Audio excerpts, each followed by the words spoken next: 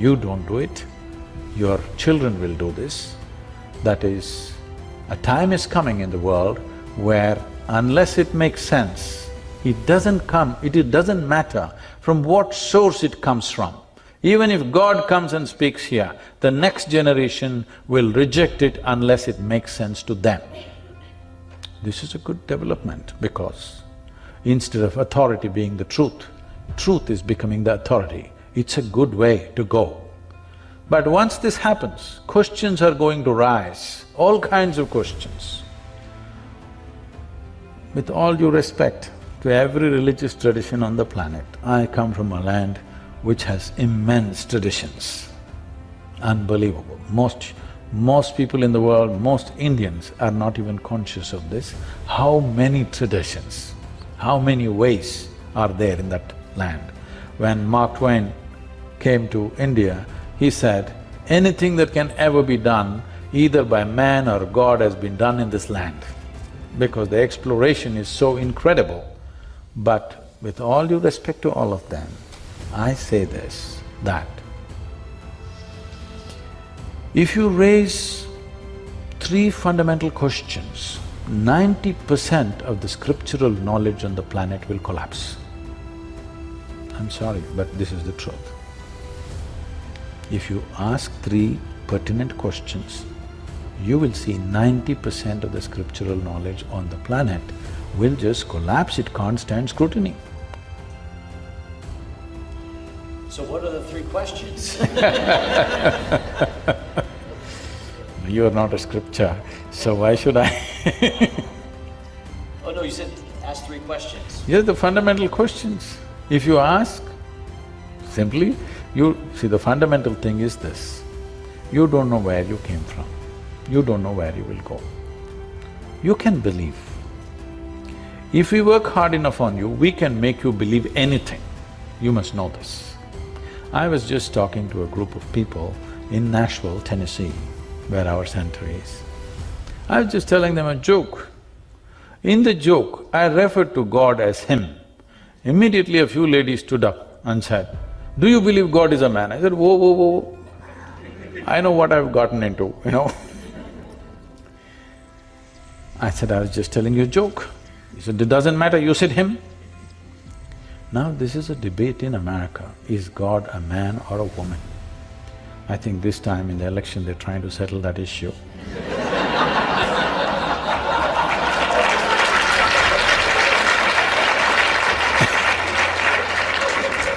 But where we come from, we have no such issue. We have a man god, we have a woman god, we have a cow god, we have an elephant god, we have a snake god, we have a bird god, we have a dog god, we have every kind. Crawling ones, creeping ones, flying ones, all kinds. Because we are a very wise culture. We foresaw all the future problems that may arise. And there is also a debate which in the last election they tried to settle, but it did not settle, I think. People are debating in southern churches, is God black or white? It's a big serious debate happening. People really debating about this, is God white or black? Well, you know, Idi Amin, the Uganda man, Idi Amin declared God is black. I agree with him. As if a white man can have a white God, why can't a black man have a black God? But you know, these people do not know, because in these parts of the world, only messiahs, prophets, sons, others came. They don't know. In India, we know God is brown. Yes. Because God Himself visited India 9 times. Are you aware of this? You didn't know? God visited India 9 times, Himself. Indians are very proud of this because God visited us Himself 9 times and He sent His son and messenger and others to other places. I keep reminding them, that's because God wanted to do the job hands-on with Indians.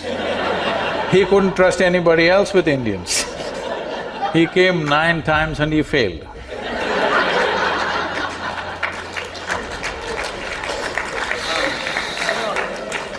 Let's talk about it. No, coming to belief, I'm saying, We can make people believe anything if you work upon them from their childhood.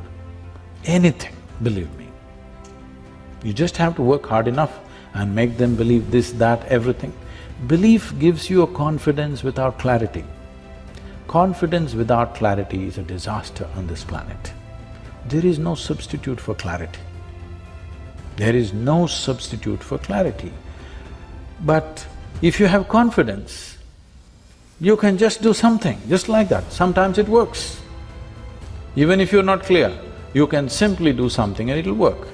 Can I tell you a joke? Please. This happened in New York City. Late afternoon, an 8-year-old boy came back from school. He had a very progressive mother. Obviously, she was single. I'm saying nobody catch up with her. He came home and he asked, "Mama, is God man or woman?" She thought about all the gender issues and the coming election and everything. And then she thought about it for a while and she said, "Both." The boy went into deep thought. After a little while, the boy came back and asked, "Mama, is God black or white?" Again she thought about all the racial issues in the country, and after considering this at length, she said, "Both." The boy went into very deep thought. Then after some time he came back and asked, "Mama, is God straight or gay?" She again thought about it and then she said, "Both." The boy jumped in joy, I got it, it's Michael Jackson."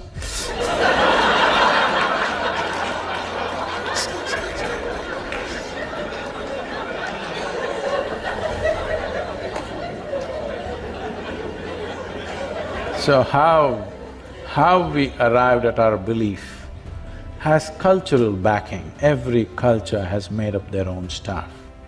But I'm asking, do we genuinely know where we came from and where we're going? If you're so clear where you're going, that is for an appointment with the Creator, I don't think you should postpone the appointment, you must take it today, isn't it? But that's not true. If death is next moment, you don't want to go.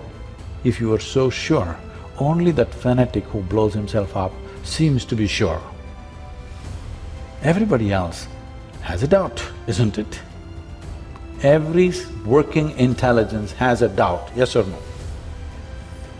If you have frozen your intelligence with overriding belief systems, then you're going. Every other working intelligence, if death is next moment, there is hesitation or no? For sure, isn't it? Because you really don't know where you're going.